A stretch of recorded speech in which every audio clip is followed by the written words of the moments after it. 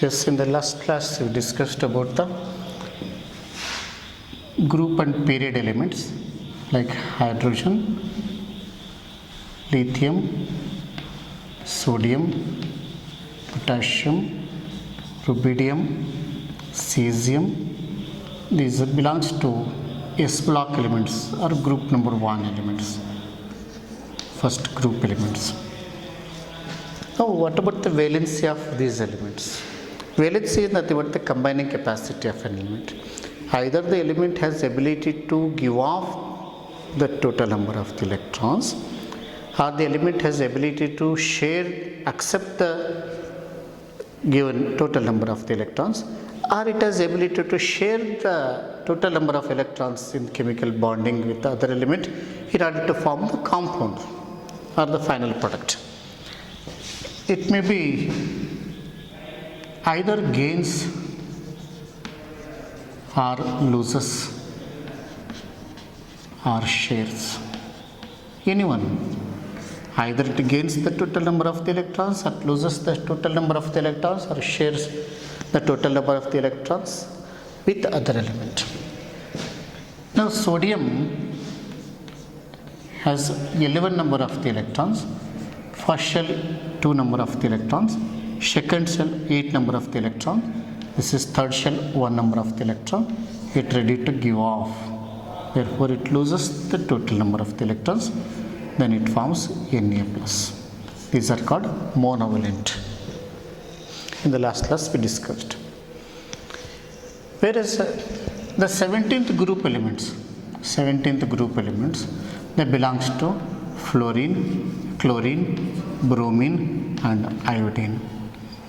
All these elements having 7 number of the electrons in the higher energy level. Therefore, they belongs to S2P5 configuration. S2 and P5 configuration.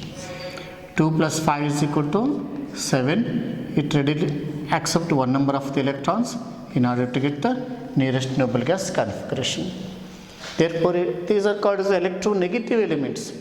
Electronegative elements, they have ability to accept the total number of the electrons, either 1, 2, 3 and so on, in order to go to the nearest noble gas configuration.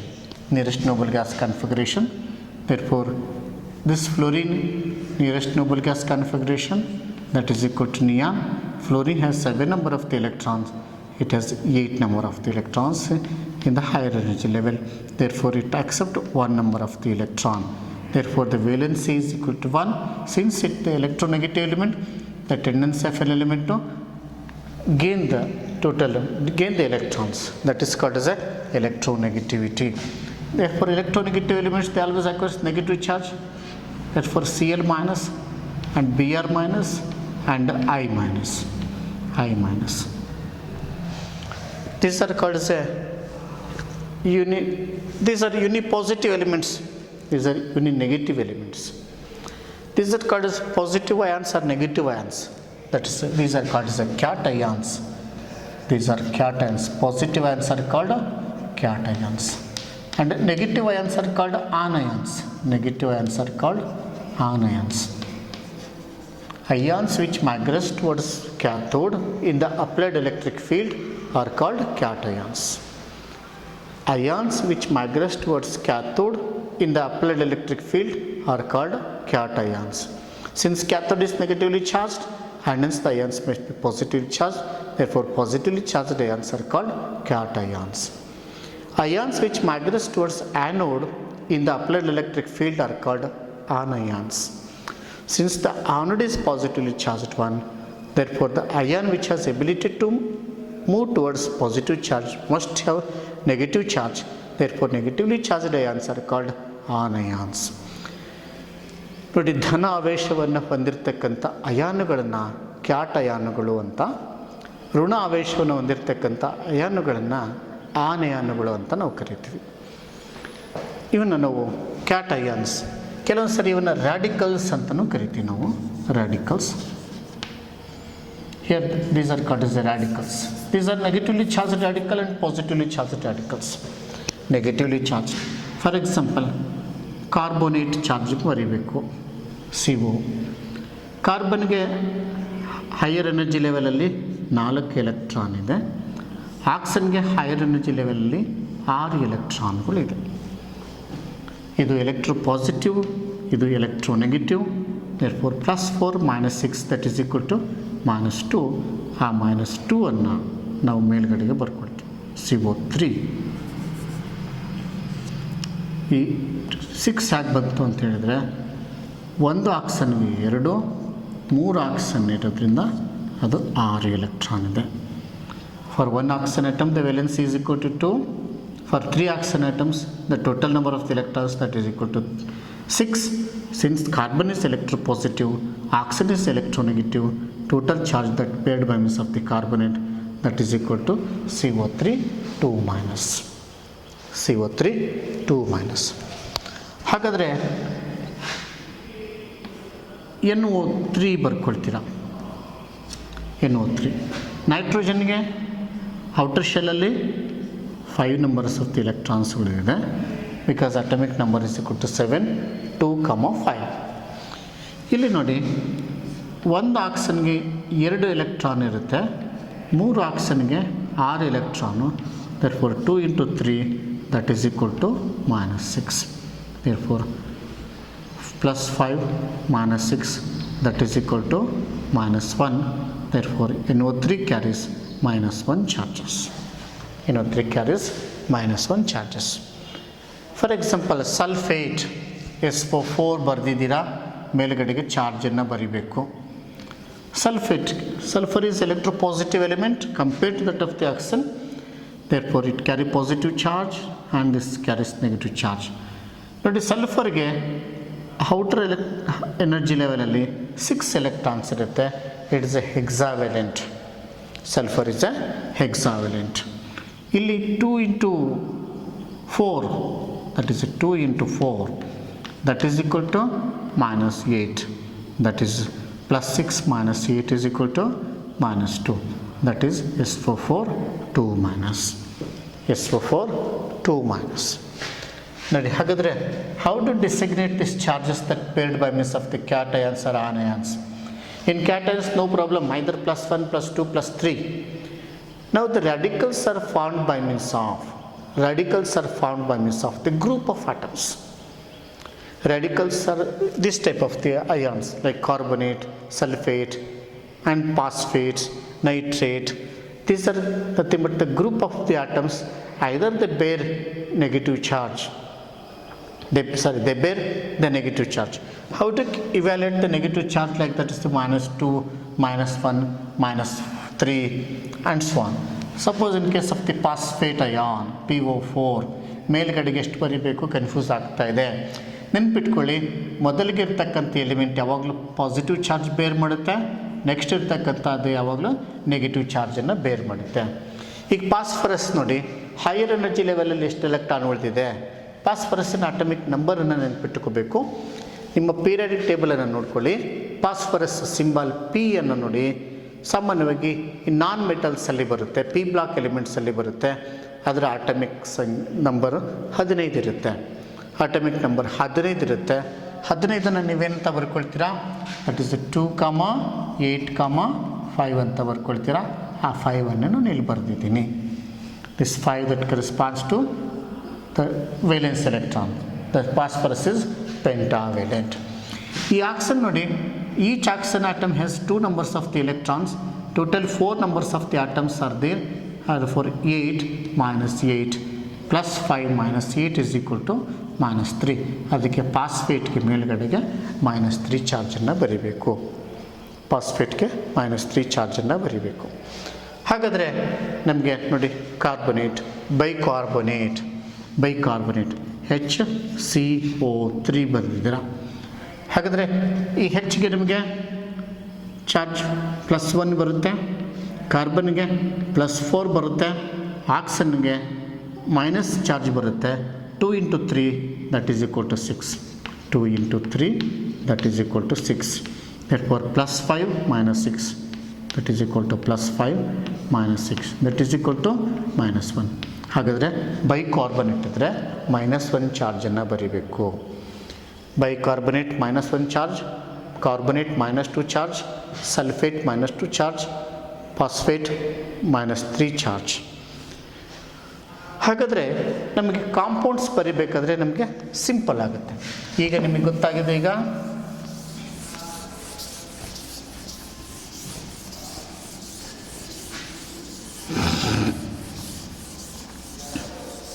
Next one is hydroxy ಅಂತ ಇದೆ, OH. ನೋಡಿ, OH ಬರಿಬೇಕಾದ್ರೆ ಸಾಮಾನ್ಯವಾಗಿ ಈ negative ಚಾರ್ಜನ್ನು ಬರಿಬೇಕಾದ್ರೆ minus ಇಲ್ಲಿ ಬರೀತೀರಾ. This is 100% wrong. ಯಾಕಂದರೆ among this oxygen and hydrogen, oxygen is more electronegative than hydrogen, therefore negative charge will be carried by means of oxygen but not on hydrogen. therefore OH minus ಬರಿಬೇಕಾದ್ರೆ negative ಚಾರ್ಜನ್ನು O ಮೇಲ್ಗಡೆಗೆ ಬರಿಬೇಕು. ಈ ರೀತಿ ಬರ್ತಕ್ಕಂಥದ್ದು this is wrong notation of the hydroxy. ಹಾಗಾದರೆ ಇಲ್ಲಿ ನೋಡಿ, ಸಾಮಾನ್ಯವಾಗಿ ಆಕ್ಸಿಜನ್ಗೆ 2 ವೇಲೆನ್ಸಿ ಇರುತ್ತೆ, ಹೈಡ್ರೋಜನ್ಗೆ 1 ಇರುತ್ತೆ. ಆಕ್ಸಿಜನ್ ನೆಗೆಟಿವ್ ಚಾರ್ಜ್ ತೊಗೊಂಡಿದೆ, ಹೈಡ್ರೋಜನ್ ಪಾಸಿಟಿವ್ ಚಾರ್ಜ್ ತೊಗೊಳುತ್ತೆ. -2 + 1 is equal to -1, therefore -1 is the charge paired by means of the hydroxy group. ಹಾಗಾದರೆ ನೋಡಿ, ಇಲ್ಲಿ ಈಗ ನಿಮಗೆ ಲಿಥಿಯಂ ಒಂದು ಅಯಾನ್ ಇದೆ, ಪ್ಲಸ್ ಅಂತ ಬರೆದಿದ್ದೀನಿ. ಕ್ಲೋರೈಡ್ ಅಯಾನ್ ಇದೆ, ಫ್ಲೋರೈಡ್ ಅಯಾನ್ ಇದೆ, ಕ್ಲೋರೈಡ್ ಅಯಾನ್ ಇದೆ, ಬ್ರೋಮೈಡ್ ಅಯಾನ್ ಇದೆ, ಅಯೋಡೈಡ್ ಅಯಾನ್ ಇದೆ. ನಾವೀಗ ಲಿಥಿಯಂ ಮತ್ತು ಫ್ಲೋರಿನ್ ಕಾಂಬಿನೇಷನ್ ಆದರೆ ಒಂದು ಎಲೆಕ್ಟ್ರೋ ಪಾಸಿಟಿವ್ ಎಲಿಮೆಂಟು, ಒಂದು electronegative element. Li plus ಬರುತ್ತೆ, F ಮೈನಸ್ ಬರುತ್ತೆ, plus plus minus minus same numbers ಇದ್ದರೆ they will neutralise. Therefore lithium fluoride molecular formula is LiF. Similarly, lithium chloride molecular formula Li plus Cl minus, both combined, that is equal to LiCl. Here is a next, suppose lithium sulfate ಬರಿಬೇಕು. lithium sulfate. ಹಾಗಾದರೆ lithium sulphate ಬರಿಬೇಕಾದ್ರೆ formula ಗೊತ್ತಿಲ್ಲ. ಲಿಥಿಯಮ್ಗೆ Li plus ಬರ್ಕೊಳ್ತೀರಾ, ಸಲ್ಫೇಟ್ಗೆ SO4 minus ಬರ್ಕೊಳ್ತೀರಾ, SO4 ಬರ್ಕೊಳ್ತೀರಾ. ಹಾಗಾದರೆ ಲಿಥಿಯಂ ಮತ್ತು ಸಲ್ಫೇಟ್ ನೋಡಿ, ಸಲ್ಫೇಟಿನ ಚಾರ್ಜು ಈ ಕಡೆ ಬರಬೇಕು, ಲಿಥಿಯಮಿನ ಚಾರ್ಜು ಈ ಕಡೆ ಹೋಗಬೇಕು. ಹಾಗಾದರೆ ನಮಗೆ Li2SO4 ಅಂತ ಬರ್ಕೊಳ್ತೀರಿ. Li2SO4, that is called lithium sulphate. ಅದೇ ರೀತಿ ನಮಗೆ sodium chloride, sodium hydroxide, sodium carbonate, sodium bicarbonate. ನೋಡಿ, ಸೋಡಿಯಂ ಕ್ಲೋರೈಡ್ ಫಾರ್ಮುಲಾ ಬರೀಬೇಕು. Sodium chloride, sodium hydroxide, sodium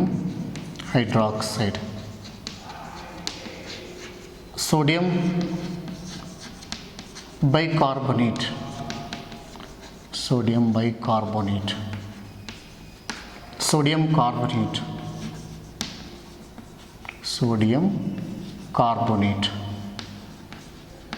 sodium sulfate,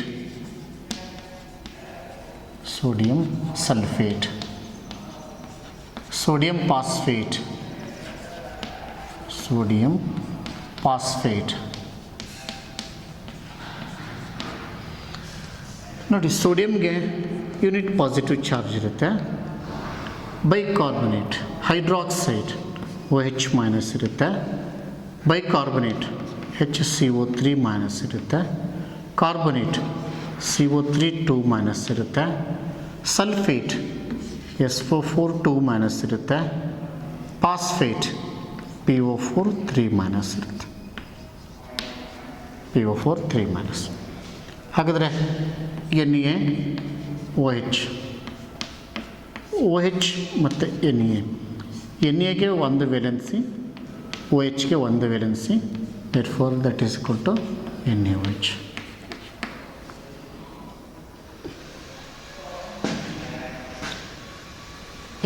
NaCl, this is common, NaCl. This is NaOH.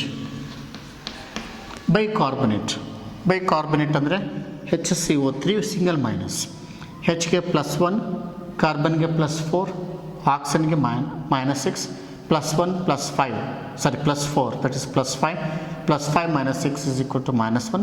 ಆ -1 ಮೇಲ್ಗಡೆ ಬರ್ತಿದೆ. ಹಾಗಾದರೆ sodium bicarbonate ಹೇಗೆ ಬರೀಬೇಕು? ಸೋಡಿಯಂ ಒಂದು ಕಡೆ ಬರ್ಕೊಳ್ಳಿ, ಬೈಕಾರ್ಬನೇಟ್ ಒಂದು ಕಡೆ ಬರ್ಕೊಳ್ಳಿ, ಸೋಡಿಯಮಿನ ವೇಲೆನ್ಸಿಯನ್ನು ಈ ಕಡೆ ಬರ್ಕೊಳ್ಳಿ, ಬೈಕಾರ್ಬನೇಟ್ ಅನ್ನೋ ವೇಲೆನ್ಸಿನ ಈ ಕಡೆ ಬರ್ಕೊಳ್ಳಿ. 1 1 ಇದ್ದರೆ ಹಾಗೆ ಕ್ಯಾನ್ಸಲ್ ಆಗುತ್ತೆ. therefore NaHCO3, that is the molecular formula of the sodium hydrogen carbonate or sodium bicarbonate. ಈಗ ಸೋಡಿಯಂ ಕಾರ್ಬೊನೇಟ್ ಬರೀಬೇಕು. ಸೋಡಿಯಂಗೆ Na ಬರ್ಕೊಳ್ತೀರಾ, ಕಾರ್ಬೋನೇಟ್ಗೆ CO3 ಬರ್ಕೊಳ್ತೀರಾ. CO3 ಚಾರ್ಜ್ 2 ಆಗುತ್ತೆ, Na ಚಾರ್ಜ್ 1 ಆಗುತ್ತೆ. Na2CO3 1, that is Na2CO3. This is sodium carbonate. Sodium carbonate. Sodium sulfate. Sodium sulfate. ನೋಡಿ Na sodium ಬರ್ಕೊಳ್ಳಿ, sulphate SO4 ಬರ್ಕೊಳ್ಳಿ.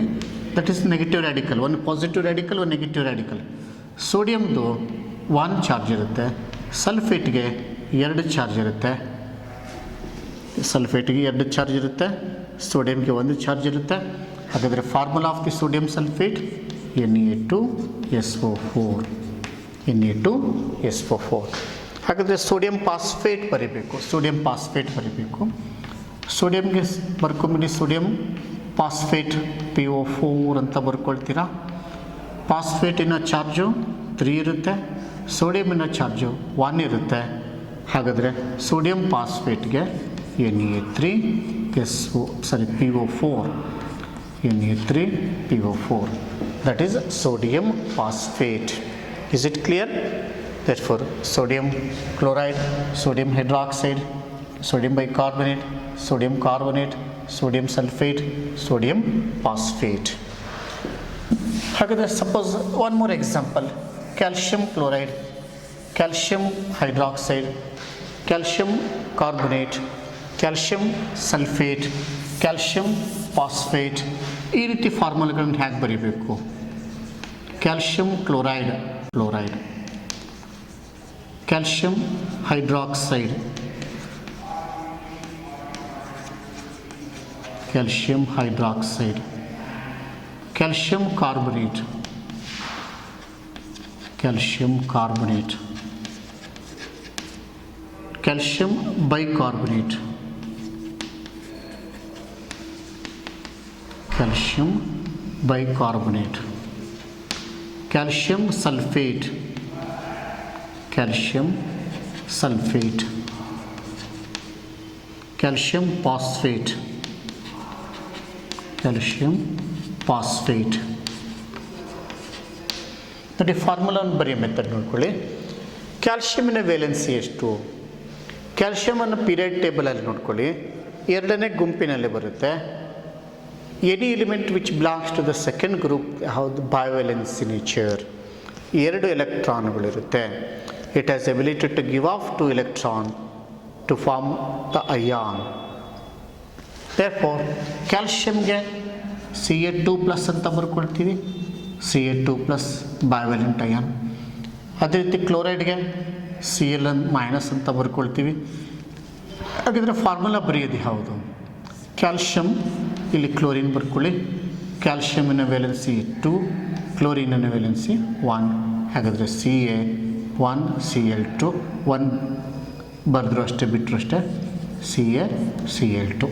ನೋಡಿ formula ಬರೀಬೇಕಾದ್ರೆ ನೋಡಿ ನೀವು ಕಾಪಿ ರೈಟಿಂಗ್ ಬರೀತೀರಲ್ವಾ, ಆ ರೀತಿ ಇರಬೇಕು. ದಿಸ್ ಇಸ್ C, A ಮತ್ತು C ಹೀಗೆ ಬರಬೇಕು, ಮತ್ತು L ಹೀಗೆ ಬರುತ್ತೆ, 2 ಹೀಗೆ ಇರುತ್ತೆ. Calcium chloride, you are not suppose to write as a CaCl2, CaCl2, calcium chloride, calcium chloride. Calcium hydroxide, calcium hydroxide, calcium ಈ ಕಡೆ ಬರ್ಕೊಳ್ಳಿ, its valency is equal to 2. Hydroxyl ions Ca2+ OH single minus, therefore calcium hydroxide. C ಎಗೆ ವೇಲೆನ್ಸಿ 2, O ಎಚ್ಗೆ 1, therefore calcium hydroxide is CaOH twice. ನೋಡಿ sodium ಹೈಡ್ರಾಕ್ಸೈಡ್ಗೆ NaOH ಬರುತ್ತೆ, calcium ಹೈಡ್ರಾಕ್ಸೈಡ್ಗೆ CaOH ಟ್ವಾಯ್ಸ್ ಬರುತ್ತೆ. ಅದೇ ರೀತಿ ಕ್ಯಾಲ್ಶಿಯಂ ಕಾರ್ಬೊನೇಟ್ ನೋಡಿ CaCO3 ಕಾರ್ಬೊನೇಟ್ CO3, ಕ್ಯಾಲ್ಶಿಯಂಗೆ 2 ವೇಲೆನ್ಸಿ, ಕಾರ್ಬೊನೇಟ್ಗೆ 2 ವೇಲೆನ್ಸಿ, ಅದನ್ನು Ca2 will get cancel, CaCO3 that is a calcium carbonate. ಬರಿಬೇಕಾದ್ರೆ ನಿಮ್ಮ ಕಾಪರೇಟಾಗಿ ಇದ್ದಂಗೆ ಇರಬೇಕು, ಸಿ ಎ ಮತ್ತು ಸಿ ಹೀಗೆ ಬರಬೇಕು, ಮತ್ತು ಓ ಕ್ಯಾಪಿಟಲ್ ಇರಬೇಕು, ಮತ್ತು 3 ಹೀಗೆ ಬರೀಬೇಕು, CaCO3. ಸುಮಾರು ಸ್ಟೂಡೆಂಟ್ಸ್ ನೋಡ್ಕೊಳ್ಳಿ ಸಿ ಬರೀತಾರೆ CO3, ಇಲ್ಲಿ ಈ ರೀತಿ ಬರೆದ್ರೆ that is wrong representation of the calcium carbonate. Okay, calcium bicarbonate,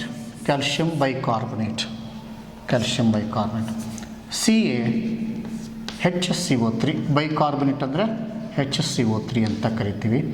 ಕ್ಯಾಲ್ಶಿಯಂಗೆ valency 2, ಬೈಕಾರ್ಬೊನೇಟ್ನ valency 1, therefore CaHCO3 that is calcium bicarbonate. Calcium sulphate, ಕ್ಯಾಲ್ಶಿಯಂನ ವೇಲೆನ್ಸಿ 2, ಸಲ್ಫೇಟಿನ ವೇಲೆನ್ಸಿ ಸಹ 2, ಕ್ಯಾಲ್ಶಿಯಂ 2, ಸಲ್ಫೇಟ್ 2, 2 ಕ್ಯಾನ್ಸಲ್ ಆಗುತ್ತೆ, CaSO4. ನೋಡಿ ಕಾಪರೇಟಿಂಗ್ ಬರ್ದಂಗೆ ಬರಿಬೇಕು, ಕ್ಯಾಲ್ಶಿಯಂ Ca ಮತ್ತು ಎಸ್ ಬರಿಬೇಕಾದ್ರೆ ಕ್ಯಾಪಿಟಲ್ ಎಸ್, ಓ ಬರಿಬೇಕಾದ್ರೆ capital O, 4 as suffix, calcium sulphate, that is the formula of gypsum ಅಂತ ಕರಿತೀವಿ. ಅದರ calcium phosphate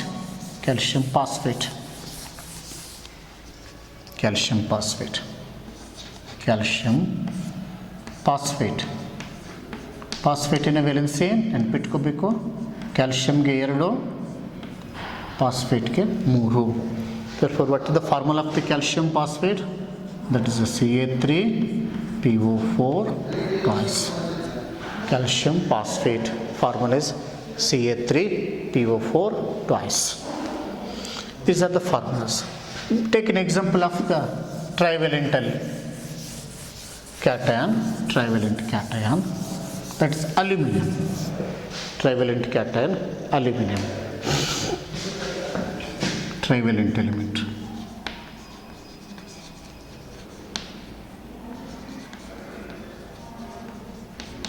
Aluminum. Therefore, charge beared by means of the aluminum, that is +3, that is Al3 plus, trivalent radical, Al3 plus. Suppose aluminum chloride, how to write the formula of the aluminum chloride? Aluminum chloride.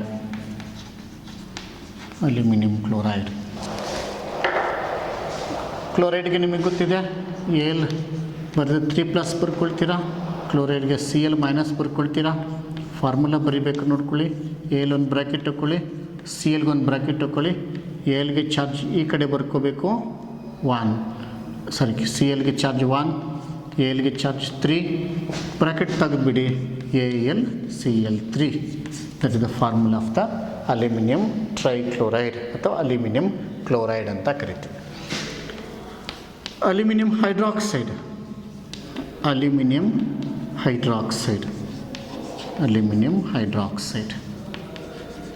ಅಲ್ಯೂಮಿನಿಯಂಗೆ charge Al3+, ಹೈಡ್ರಾಕ್ಸೈಡ್ಗೆ charge OH-.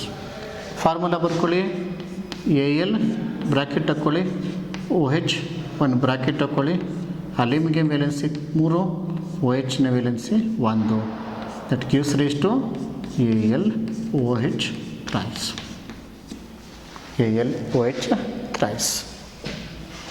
ಅದೇ ರೀತಿ aluminium carbonate,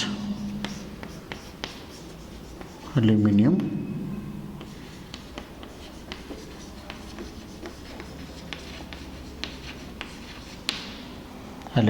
carbonate,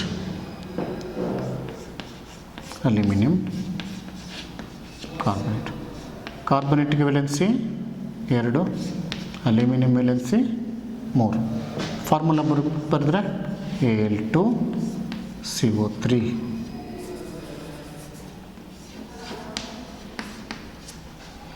Al2CO3 thrice. That is the formula of the aluminum carbonate. ಹಾಗಾದರೆ aluminium sulphate, aluminium phosphate, aluminium sulphate.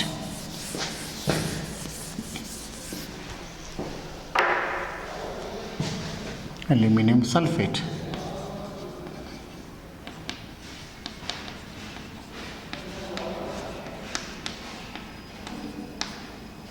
aluminum Al3 plus sulfate SO4 2 minus SO4 2 minus. Formula ಬರೆದ್ರೆ Al bracket ಹಾಕ್ಕೊಳ್ಳಿ, sulphate bracket ಹಾಕಿ, aluminium ಚಾರ್ಜನ್ನು ಈ ಕಡೆ ಬರ್ಕೊಳ್ಳಿ, ಸಲ್ಫೇಟಿನ charge ಈ ಕಡೆ ಬರ್ಕೊಳ್ಳಿ. therefore Al2SO4 thrice. That is the formula of the aluminum sulfate. Aluminum phosphate, aluminum phosphate, aluminum phosphate, aluminum valency, phosphate and valency PO4 3 minus. Aluminum phosphate, aluminum bracket ಹಾಕೊಳ್ಳಿ, phosphate ಕೊಂದು bracket ಹಾಕೊಳ್ಳಿ. ಫಾಸ್ಫೇಟಿನ charge 3, ಅಲ್ಯೂಮಿನಿಯಮಿನ charge 3, 3 cancel ಆಗುತ್ತೆ.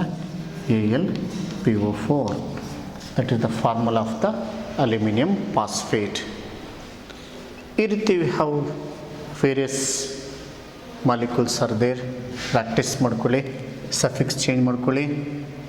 Suffix change ಮಾಡ್ಕೊಂಡ್ಬಿಟ್ಟು ನೀವು magnesium ಆದರೂ ಸೇರ್ಕೊಳ್ಳಿ, calcium ಆಗಿ, ಬೇರಿಯಮ್ಮು, ಸೋಡಿಯಮ್ಮು, ಪೊಟ್ಯಾಷಿಯಮ್ಮು, ಯಾವುದಾದ್ರೂ ಒಂದು ಪ್ರಿಫಿಕ್ಸನ್ನು ತಗೊಳ್ಳಿ.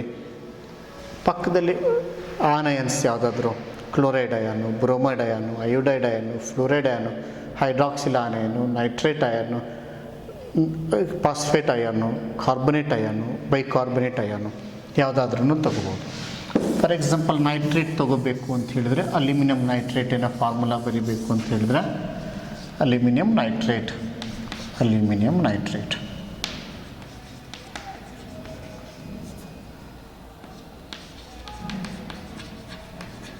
Aluminium nitrate. ಅಲ್ಯೂಮಿನಿಯಮ್ಗೆ Al3 ಪ್ಲಸ್ ಅಂತ ಬರ್ಕೊಳ್ತೀವಿ, ನೈಟ್ರೇಟ್ಗೆ NO3 ಮೈನಸ್ ಅಂತ ಬರ್ಕೊಳ್ತೀವಿ.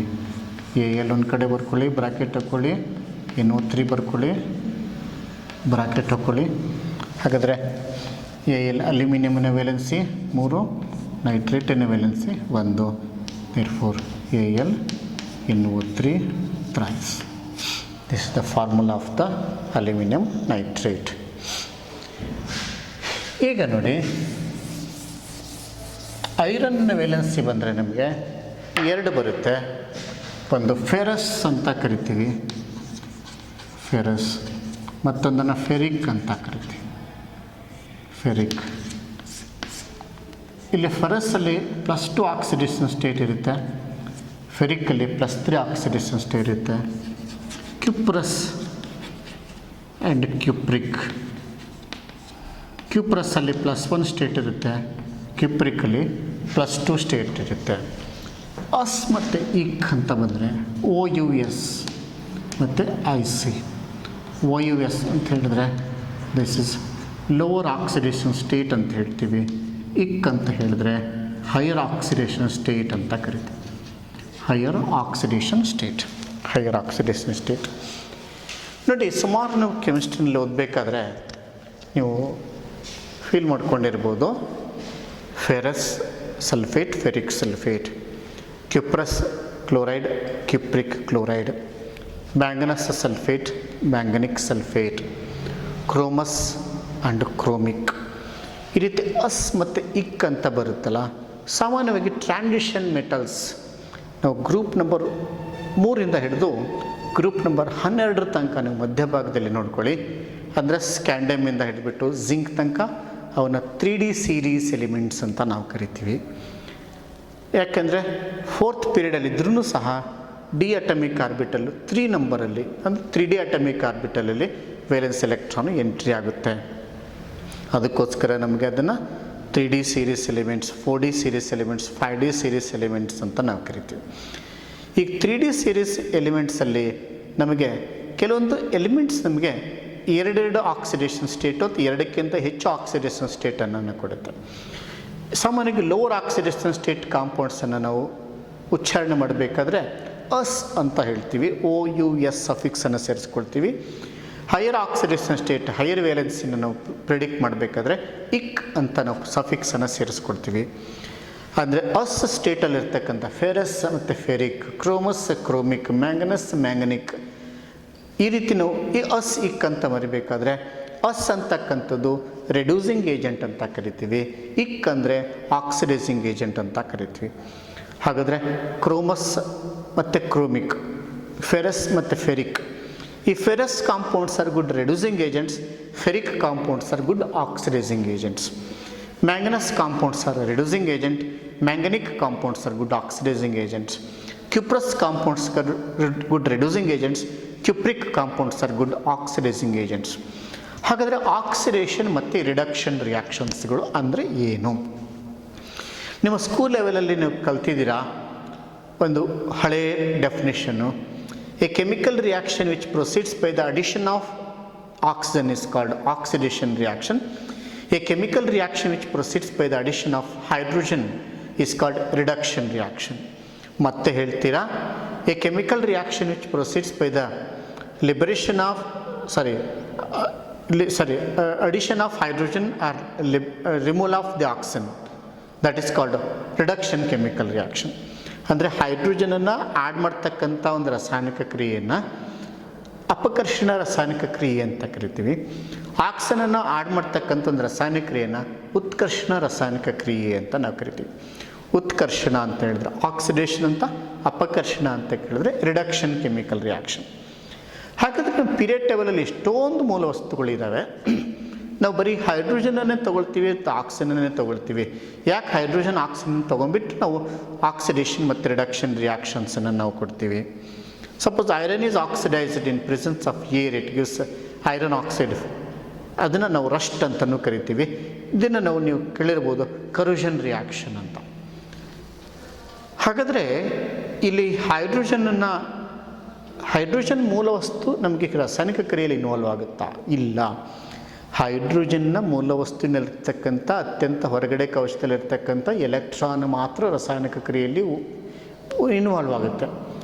ಯಾವುದೇ ಮೂಲ ವಸ್ತುವಿನಲ್ಲಿರ್ತಕ್ಕಂಥ ಒಳಗಡೆ ಕವಚದಲ್ಲಿರ್ತಕ್ಕಂಥ ಎಲೆಕ್ಟ್ರಾನ್ಗಳು ರಾಸಾಯನಿಕ ಕ್ರಿಯೆಯಲ್ಲಿ ಉಪಯೋಗವಾಗೋದಿಲ್ಲ. Electrons which are present only in the higher energy level or outer atomic orbital, they are only participating in the chemical reaction, not the electrons which are present in the inner atomic orbital or inertial electrons are not participating in any chemical reaction. ಹಾಗಾದರೆ ಹೈಡ್ರೋಜನಿನ ಹೊರಗಡೆ ಕವಚದಲ್ಲಿರ್ತಕ್ಕಂಥ electron ಮಾತ್ರ chemical ರಿಯಾಕ್ಷನಲ್ಲಿ involve ಆಗುತ್ತೆ. ಎಷ್ಟು electron ಇದೆ ಹೈಡ್ರೋಜನಿನ ಹೊರಗಡೆ ಕವಚದಲ್ಲಿ? ಒಂದೇ electron ಇದೆ. ಅದಕ್ಕೋಸ್ಕರ A chemical reaction that proceeds by the addition of hydrogen is called reduction ಅಂತಕ್ಕಂಥದ್ದನ್ನು ನಾನೀಗ ಚೇಂಜ್ ಮಾಡ್ತೀನಿ. ಈ chemical reaction which proceeds by the addition of electron ಅಂತ ಕರಿತೀನಿ. ಆ್ಯಕ್ಚುಲಿ ಹೈಡ್ರೋಜನ್ ಇನ್ವಾಲ್ವ್ ಆಗೋದಿಲ್ಲ. ಹೈಡ್ರೋಜನಲ್ಲಿ ಹೊರಗಡೆ ಕವಚದಲ್ಲಿರ್ತಕ್ಕಂಥ ಒಂದು ಎಲೆಕ್ಟ್ರಾನ್ ಮಾತ್ರ ಇನ್ವಾಲ್ವ್ ಆಗುತ್ತೆ. ಅದಕ್ಕೋಸ್ಕರ chemical reaction which proceeds by the addition of an electron or electrons is called reduction reaction. ಹಾಗಾದರೆ ಎಲೆಕ್ಟ್ರಾನ್ಗಳ ಒಂದು ಸಂಕಲನವನ್ನು ನಾವು, ಅಡಿಷನನ್ನು ನಾವು ಅಪಕರ್ಷಣ ರಾಸಾಯನಿಕ ಕ್ರಿಯೆ ಅಂತ ಹೇಳಿದ್ರೆ ಅದರ ರಿವರ್ಸ್ ಏನಾಗುತ್ತೆ? A chemical reaction which proceeds by the removal of an electron, that is called oxidation reaction. ಉತ್ಕರ್ಷಣ ರಾಸಾಯನಿಕ ಕ್ರಿಯೆ. ಯಾವುದೇ ಒಂದು ರಾಸಾಯನಿಕ ಕ್ರಿಯೆಯಲ್ಲಿ ಎಲೆಕ್ಟ್ರಾನ್ಗಳ ಸಂಕಲನವನ್ನು, ಎಲೆಕ್ಟ್ರಾನ್ಗಳನ್ನ ಆ್ಯಡ್ ಮಾಡ್ತಕ್ಕಂಥದ್ದನ್ನು ನಾವು ಅಪಕರ್ಷಣ ರಾಸಾಯನಿಕ ಕ್ರಿಯೆ ಅಥವಾ ರಿಡಕ್ಷನ್ ಕೆಮಿಕಲ್ ರಿಯಾಕ್ಷನ್ ಅಂತ ಹೇಳಿದ್ರೆ, A chemical reaction which proceeds by the addition of N electron is reduction reaction. A chemical reaction proceeds by the liberation of electron, that is called oxidation reaction. For example, ನೀವು ಕೇಳಿರ್ಬೋದು iron undergoes oxidation reaction ಅಂತ ಹೇಳಿದ್ರೆ ಐರನ್ನಲ್ಲಿರ್ತಕ್ಕಂಥ ಎಲೆಕ್ಟ್ರಾನ್ಗಳನ್ನು remove ಮಾಡ್ತಾ ಇದ್ದೀವಿ. Iron undergoes oxidation reaction, then it gives rise to Fe2++ 2e. ಇಲ್ಲಿ ಮೇಲ್ಗಡೆಗೆ ಎಷ್ಟು ಎಲ್ಲಿ ಪ್ಲಸ್ ಚಾರ್ಜ್ ಇರುತ್ತೋ ಅಷ್ಟು ನೆಗೆಟಿವ್ ಚಾರ್ಜ್ ಆಚೆ ಬರಬೇಕು. ಅಕಸ್ಮಾತ್ ಸೋಡಿಯಂ ಇದೆ ಅಂತ ಇಟ್ಕೊಳ್ಳಿ, ಸೋಡಿಯಂ ನಮಗೆ ಎಷ್ಟು ಚಾರ್ಜನ್ನು ಕೊಡುತ್ತೆ? +1 ಚಾರ್ಜನ್ನು ಕೊಡುತ್ತೆ, +1 ಎಲೆಕ್ಟ್ರಾನ್ ಹೊರಗಡೆ ಬರುತ್ತೆ. This is good example for oxidation reaction. ಅಂದರೆ conversion of sodium into sodium cation is an oxidation reaction. Conversion of iron into iron cation is called oxidation reaction. ಅದೇ ರೀತಿ ಪೊಟ್ಯಾಷಿಯಮ್ ಇದೆ, ಅದು ನಮಗೆ ಪೊಟ್ಯಾಷಿಯಮ್ ಕ್ಯಾಟಯನ್ಗೆ ಕನ್ವರ್ಟ್ ಆಗುತ್ತೆ with loss of 1 number of the electron. ಇದರಲ್ಲಿ ನೋಡಿ 19 ಎಲೆಕ್ಟ್ರಾನ್ಗಳಿದ್ದಾವೆ, ಇಲ್ಲಿ 18 ಎಲೆಕ್ಟ್ರಾನ್ಗಳು ಇರುತ್ತೆ K+ಅಲ್ಲಿ, +1 ಎಲೆಕ್ಟ್ರಾನ್ ಆ ಕಡೆ ಬರುತ್ತೆ, ಆಚೆ ಬರುತ್ತೆ. ಇದರಲ್ಲಿ ನೋಡಿ 11 ಎಲೆಕ್ಟ್ರಾನ್ಗಳಿರುತ್ತೆ ಸೋಡಿಯಮಲ್ಲಿ. ಸೋಡಿಯಂ ಕ್ಯಾಟೈನಲ್ಲಿ 10 ಎಲೆಕ್ಟ್ರಾನ್ ಇರುತ್ತೆ, +1 ಎಲೆಕ್ಟ್ರಾನ್ ಹೊರಗಡೆ ಬರುತ್ತೆ. ಇದೇ ವೇಲೆನ್ಸಿ ಎಲೆಕ್ಟ್ರಾನ್ ಅಂತ ನಾವು ಕರಿತೀವಿ. Valency of the ferrous iron is +2, valency of the ferric ion is equal to +3. ಹಾಗಾದರೆ ಇದು ನೋಡಿ 10 ಅಂತಕ್ಕಂಥದ್ದಿದೆ, ಇದು 18 ಅಂತಕ್ಕಂಥದ್ದಿದೆ. ಈ 10 ಆಗಲಿ ಇದು 18 ಆಗಲಿ ಏನು ರಿಪ್ರೆಸೆಂಟ್ ಮಾಡುತ್ತೆ ಅಂತ ಹೇಳಿದ್ರೆ nearest Nobel gas configuration. Nearest Nobel gas configuration ಅಂದರೆ 0 ಗ್ರೂಪಿನ ಎಲಿಮೆಂಟಿನ ಒಂದು ಆಟಮಿಕ್ ನಂಬರನ್ನು ರಿಪ್ರೆಸೆಂಟ್ ಮಾಡುತ್ತೆ. ನಮ್ಮ ಪ್ರಕೃತಿನಲ್ಲಿ ರಾಸಾಯನಿಕ ಕ್ರಿಯೆಗಳು ಯಾಕಾಗುತ್ತೆ? Why chemical reactions will occur in nature? Because atoms are unstable. They tries to give off an electron or receive an electron continuously until they acquire the nearest noble gas configuration. That is why chemical reactions occurs in nature. ನಮ್ಮ ಪ್ರಕೃತಿನಲ್ಲಿ ರಾಸಾಯನಿಕ ಕ್ರಿಯೆಗಳು ಯಾಕೆ ಆಗುತ್ತೆ ಅಂತ ಹೇಳಿದ್ರೆ ಪ್ರತಿಯೊಂದು ಪರಮಾಣು ನಮ್ಗೆ ಅಸ್ಥಿರವಾಗಿರುತ್ತೆ. ಅಸ್ಥಿರ ಅಂದರೆ ಅನ್ಸ್ಟೇಬಲ್ ಆಗಿರುತ್ತೆ. It has ability to give off an electron continuously or it has ability to accept an electron continuously. For example electropositive ಎಲಿಮೆಂಟ್ಸ್ಗೆ ಸಾಮಾನ್ಯವಾಗಿ ಮೆಟಲ್ಸ್ ಅಂತ ನಾವು ಕರಿತೀವಿ. ಮೆಟಲ್ಸ್ ಯಾವಾಗಲೂ ಎಲೆಕ್ಟ್ರಾನನ್ನು ಬಿಟ್ಕೊಡುತ್ತೆ, ನಾನ್ ಮೆಟಲ್ಸ್ ಎಲೆಕ್ಟ್ರಾನನ್ನು ತಗೊಳ್ಳುತ್ತೆ. ಹಾಗಾದರೆ ನಮ್ಮ ಪೀರಿಯಡ್ ಟೇಬಲಲ್ಲಿ ಸರ್ ಹೇಗೆ ನಾವು ಗೊತ್ತಿಟ್ಕೋಬೇಕು ಎಲೆಕ್ಟ್ರಾನ್ ಬಿಟ್ಕೊಡುತ್ತೆ ಎಲೆಕ್ಟ್ರಾನ್ ತಗೊಳುತ್ತೋ ಅಂತ ಹೇಳಿ? ನಿಮ್ಮ ಪೀರಿಯಾಡಿಕ್ ಟೇಬಲಲ್ಲಿ ನೋಡಿ, ನಿಮ್ಮ ಎಡಭಾಗದಿಂದ ನಿಮ್ಮ ಬಲಭಾಗದಕ್ಕೆ ಹೋಗಬೇಕಾದ್ರೆ, ನಿಮ್ಮ ಎಡಭಾಗದಿಂದ ನಿಮ್ಮ ಬಲಭಾಗಕ್ಕೆ ಹೋಗಬೇಕಾದ್ರೆ ಮೊದಲನೇ 2 ಗುಂಪು, ಮೊದಲನೇ ಮಧ್ಯದಲ್ಲಿ 10 ಎಲಿಮೆಂಟ್ಸ್ ಅಂತಕ್ಕಂಥ ಒಂದು ಗುಂಪು, ಅಂದರೆ 12 ಗುಂಪುಗಳು. ಮೊದಲನೇ ಗುಂಪಿನಿಂದ 12ನೇ ಗುಂಪಿನತಕ್ಕಂಥ ಮೂಲ ವಸ್ತುಗಳು ಸಾಮಾನ್ಯವಾಗಿ ಮೆಟಲ್ಸ್ ಆಗಿರುತ್ತೆ, ಲೋಹಗಳು ಅಂತ ನಾವು ಕರಿತೀವಿ. ಈ 13ನೇ ಗುಂಪಿನಿಂದ ನಮಗೆ 18ನೇ ಗುಂಪು ತನಕ 17ನೇ ಗುಂಪು ಬರಬೇಕಾದ್ರೆ ನಮಗೆ ಆಲ್ಮೋಸ್ಟ್ ಮೆಟಾಲಿಕ್ ಕ್ಯಾರೆಕ್ಟರ್ ಕಡಿಮೆ ಆಗ್ತಾ ಬರುತ್ತೆ, ನಾನ್ ಮೆಟಾಲಿಕ್ ಕ್ಯಾರೆಕ್ಟರ್ ಜಾಸ್ತಿ ಆಗ್ತಾ ಬರುತ್ತೆ. ಗುಂಪಿನ ನಂಬರ್ 17ನೇ ಗುಂಪಿನಲ್ಲಿರ್ತಕ್ಕಂಥ ಎಲ್ಲ ಮೂಲ ವಸ್ತುಗಳನ್ನು ನೋಡಿ ನಮಗೆ ಅಲೋಹಗಳು, ನಾನ್ ಮೆಟಲ್ಸ್ ಅಂತ ಕರಿತೀವಿ. ಅದೇ ರೀತಿ 16ನೇ ಗುಂಪಿನಲ್ಲಿರ್ತಕ್ಕಂಥ ಮೂಲ ವಸ್ತುಗಳು, 15ನೇ ಗುಂಪಿನಲ್ಲಿರ್ತಕ್ಕಂಥ ಮೂಲ ವಸ್ತುಗಳನ್ನು ನಾವು ಅಲೋಹಗಳು, ನಾನ್ ಮೆಟಲ್ಸ್ ಅಂತ ಕರಿತೀವಿ. ದಿಸ್ ಗ್ರೂಪ್ ನಂಬರ್ 13ಇಂದ ಗ್ರೂಪ್ ನಂಬರ್ ನಮಗೆ 18ನಲ್ಲಿ ಬರಬೇಕಾದ್ರೆ ಮೆಟಲ್ಸು ಇರುತ್ತೆ, ನಾನ್ ಮೆಟಲ್ಸ್ ಇರುತ್ತೆ, ಮೆಟಲಾಯ್ಡ್ಸ್ ನಮಗೆ ಬರುತ್ತೆ. ಹಾಗಾದರೆ ನಮ್ಮ ಪೀರಿಯಾಡಿಕ್ ಟೇಬಲಲ್ಲಿ ಮೆಟಲ್ಸ್ ಇದೆ, ನಾನ್ ಮೆಟಲ್ಸ್ ಇದೆ, ಮೆಟಲಾಯ್ಡ್ಸ್ ಇದೆ. ಬಹುತೇಕ ಮೂಲ ವಸ್ತುಗಳು ಲೋಹದ ಗುಣಗಳನ್ನು ಹೊಂದಿದೆ. Around 80% to 85% of the elements in the modern period table the exhibit metallic property.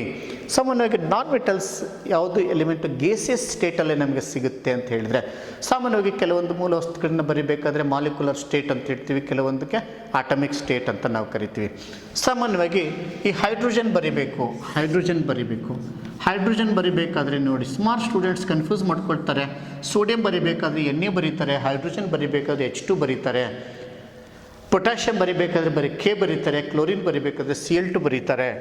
ಅಂದರೆ ರೆಪ್ರೆಸೆಂಟೇಷನ್ ಮಾಡಬೇಕಾದ್ರೆ ಈಕ್ವೇಷನ್ ಬರಿಬೇಕಾದ್ರೆ ನೋಡಿ ಹೈಡ್ರೋಜನ್ H2 ಬರ್ಕೊಳ್ತೀವಿ ಈಕ್ವೇಷನ್ ಬರಿಬೇಕಾದ್ರೆ. ನೋಡಿ ಫ್ಲೋರಿನ್ ಬರಿಬೇಕಾದ್ರೆ ನಾವು F2 ಅಂತ ಬರ್ಕೊಳ್ತೀವಿ. ಅದೇ ರೀತಿ ಕ್ಲೋರಿನ್ ಬರಿಬೇಕಾದ್ರೆ Cl2 ಅಂತ ಬರ್ಕೊಳ್ತೀವಿ. ಬ್ರೋಮಿನ್ ಬರಿಬೇಕಾದ್ರೆ Br2 ಅಂತ ಬರ್ಕೊಳ್ತೀವಿ. ಹಾಗಾದರೆ ಕ್ಲೋರಿನನ್ನು ಯಾಕೆ Cl2 ಅಂತ ಬರಿಬೇಕು, ಬ್ರೋಮಿನನ್ನು ಯಾಕೆ Br2 ಅಂತ ಬರಿಬೇಕು? ಅದೇ ರೀತಿ ಆಕ್ಸಿಜನ್ ನೋಡ್ಕೊಳ್ಳಿ, ನೀವು ಈಕ್ವೇಷನ್ಸ್ ಬರಿಬೇಕಾದ್ರೆ ನಾವು O2 ಅಂತ ಬರ್ತೀವಿ. ಅದೇ ರೀತಿ ನೈಟ್ರೋಜನ್ನಲ್ಲಿ ನೋಡ್ಕೊಳ್ಳಿ, ನೈಟ್ರೋಜನನ್ನು ಅದಕ್ಕೆ ನಾವು N2 ಅಂತ ಬರ್ಕೊಳ್ತೀವಿ.